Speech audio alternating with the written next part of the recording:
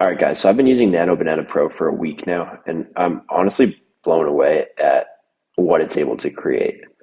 I'm not like a huge like AI shill. I'm far from all the people who are like, "Oh my gosh, this is the craziest thing ever. You'll never need Photoshop again." I'm just gonna keep it real with you guys. What I'm actually using it for on things I get paid to do. I am not like a graphic designer by trade. I've done my fair share of graphic design over the years. It just comes with the territory of what I do. But I'm not like a pro in Photoshop or Illustrator or anything. But I understand creative direction and I understand what gets clicks and what looks good.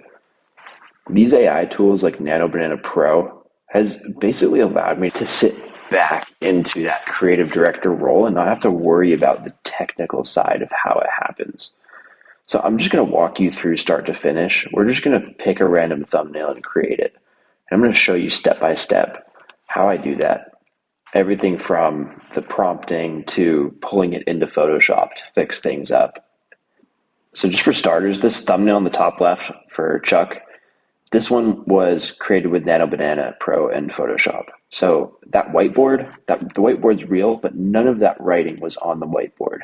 It put the headline and all that blurred text below it. It had also recreated Chuck, which made his face look a little bit funny. So then what we did was took the Nano Banana Pro back into Photoshop and we actually superimposed original Chuck onto the new Nano Banana Pro image. Another issue was it had screwed up the logo on his hat. All right, so step one is to grab a screenshot from the video. And then we're going to look for a thumbnail we can use as the design. And I'm going to look for something that's similar in structure to the screenshot. So like the fact that he's like, he's centered, he's a certain size in the frame, he's, doing something with his hands. Okay, so we're just gonna go crazy and use this one. I like the bright colors, but I'm feeling like we could do something about. I think the video is about like $100 leads versus $1,000 leads. So let's just go for it, and then we let it rip. Okay, so obviously his face is totally messed up, but it like got all the other details right. So I'm gonna try and fix the text first, and then we're gonna tackle his face. So this is what I mean when you can see that you can see its thought process. I've never seen an image model do this before, and this is why I think it's so high quality. It's because it's able to think through it and do it section by section, and it's able to evaluate itself. And so I've seen it actually do multiple versions before, which I find very interesting. Okay, so let's take this into Photoshop.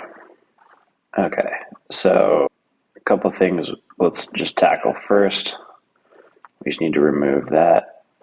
Photoshop has made these little cleanup tasks just so easy. Okay, now we have to figure out his face. So I'm gonna try and find, because it changed his pose. So now we have to find like him doing that pose, and then we'll try and Photoshop it in and make it look like it was meant to be there. All right, so we just used the remove tool to get rid of his head.